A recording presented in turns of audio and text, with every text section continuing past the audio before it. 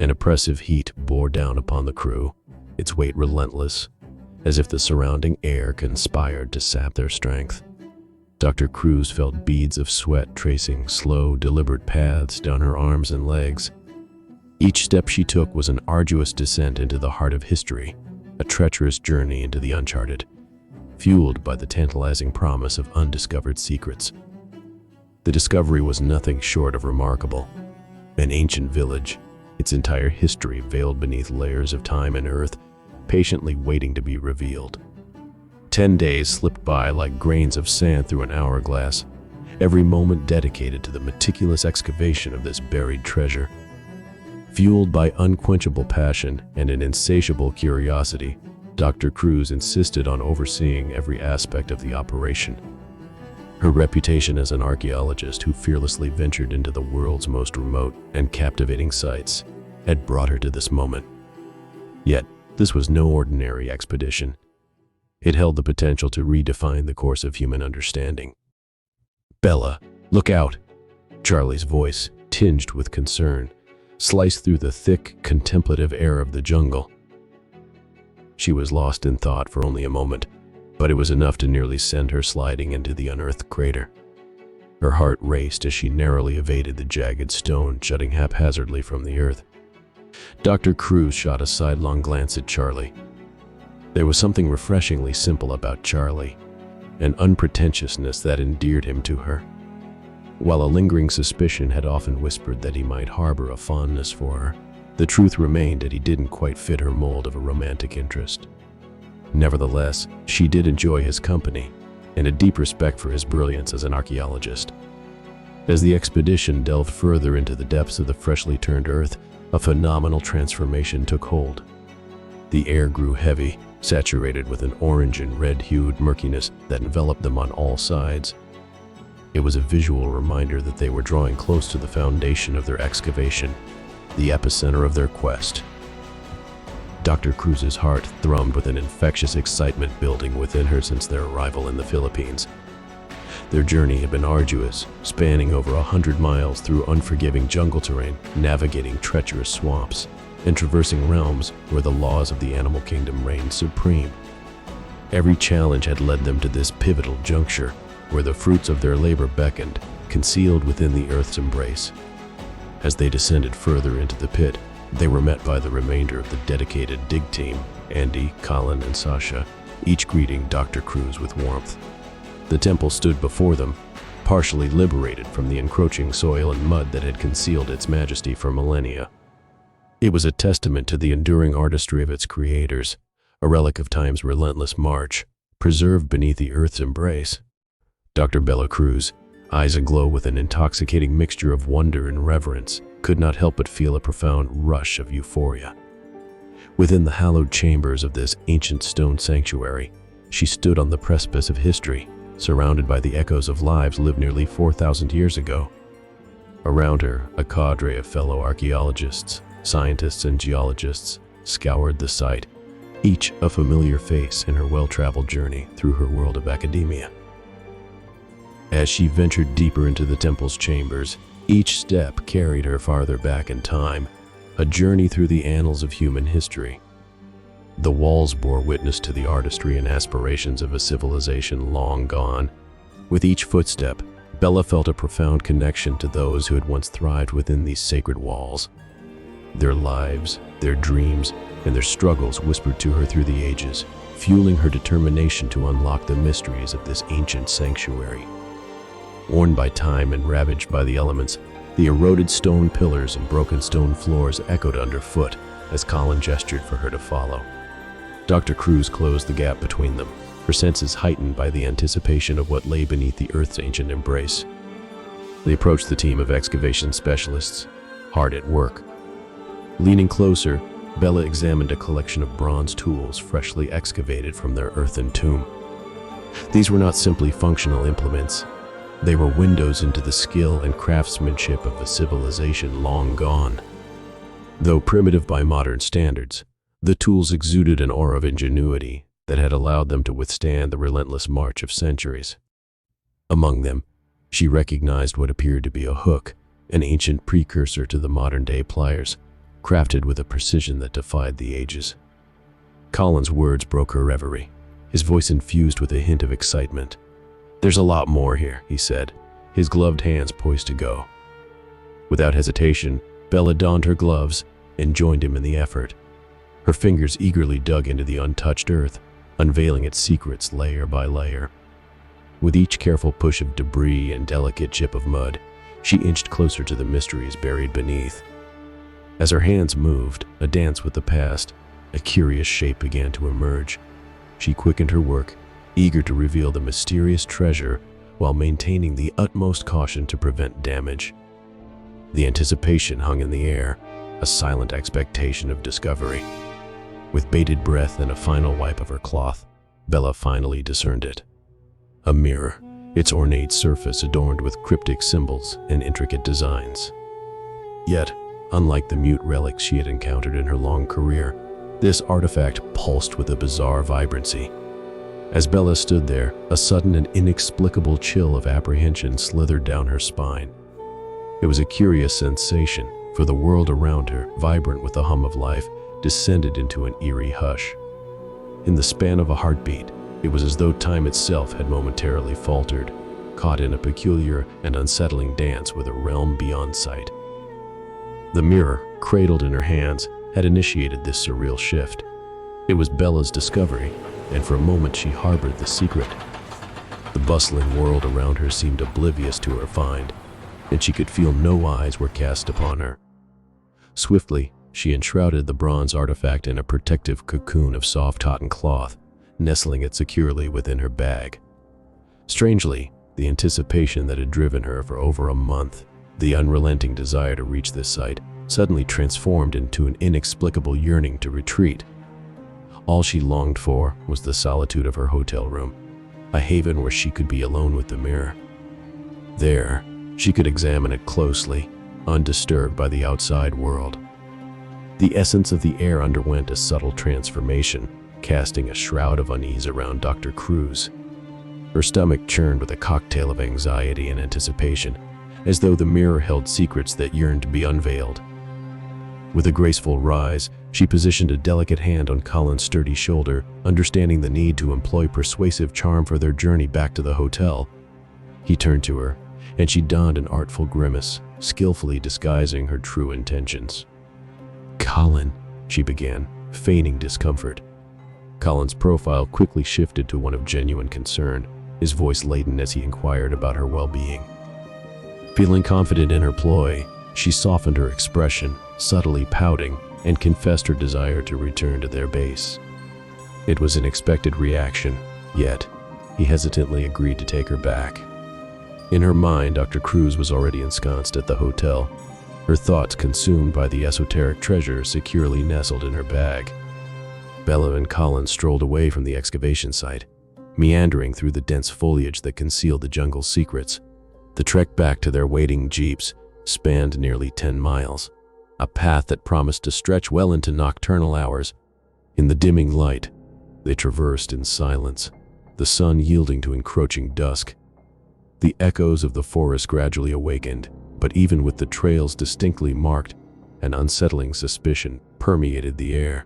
As twilight deepened, the wind stirred, and a palpable shift in the atmosphere clung to Bella, as if an ominous presence trailed her every step, an indistinct whisper resonating through the trees.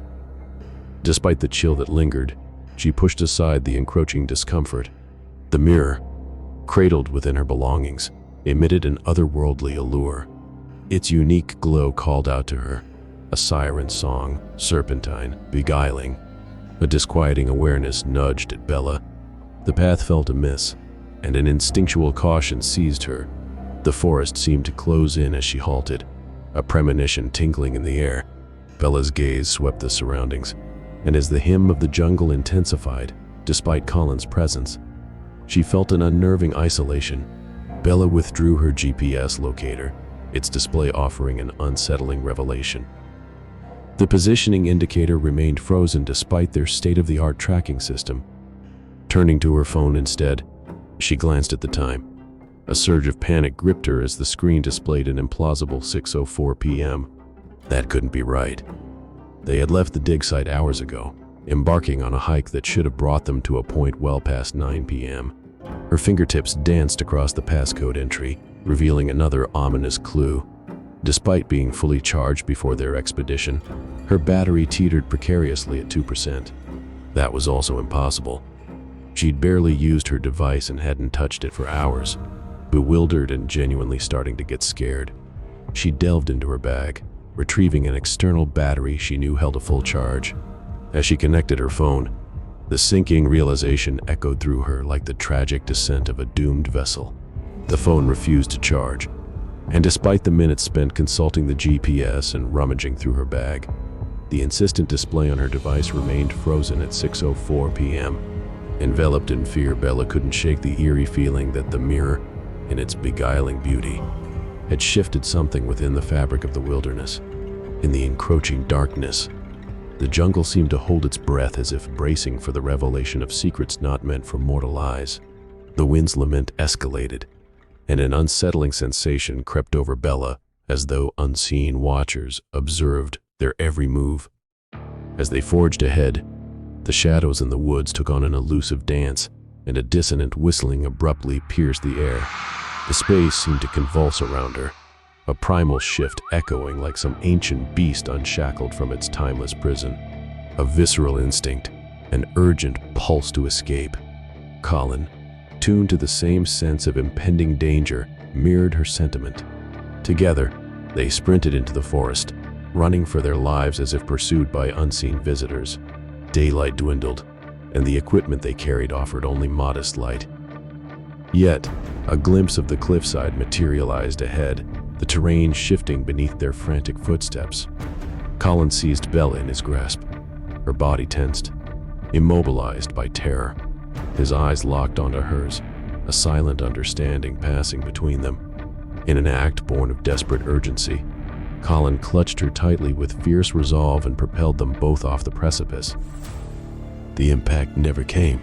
Instead of being dashed against the rocks below, Bella and Colin plunged through something that felt like ice-cold water, their bodies tingling as if struck by lightning. When they finally hit the ground, it was soft earth beneath them, not stone. The jungle around them had changed. The marked trails were gone. The vegetation was denser, more primordial, with species Bella had never seen before in all her years of fieldwork. The air felt different too, heavier, more oxygen-rich, like stepping into another world entirely. "The GPS isn't the only thing that's wrong," Colin whispered, his voice tight with fear. "Look at the trees." Species that Bella knew had been extinct for millennia surrounded them. Her blood ran cold as the reality of their situation began to sink in. The mirror in her bag pulsed with that same eerie light, but weaker now, as if its power had been spent in whatever impossible thing it had just done. Their footsteps sent ripples through the undergrowth, as Bella and Colin struggled to orient themselves in this alien version of their familiar jungle. The air tasted different, richer, more primal, and even the sunlight seemed to filter through the canopy at strange angles. The mirror in Bella's bag continued its faint rhythmic pulsing, like a beacon calling them deeper into this impossible place. "We need to find shelter," Colin said, his voice barely above a whisper. "Night's coming, and I don't want to meet whatever hunts in this version of the jungle." Bella nodded, but her attention was fixed on a distant shape emerging through the trees, massive stone blocks rising from the earth like the bones of some ancient giant. Her breath caught in her throat as recognition dawned. "Colin," she breathed, "that's our temple." But it wasn't, not quite. Where they had found crumbling ruins, this structure stood proud and intact, its surfaces unmarred by time.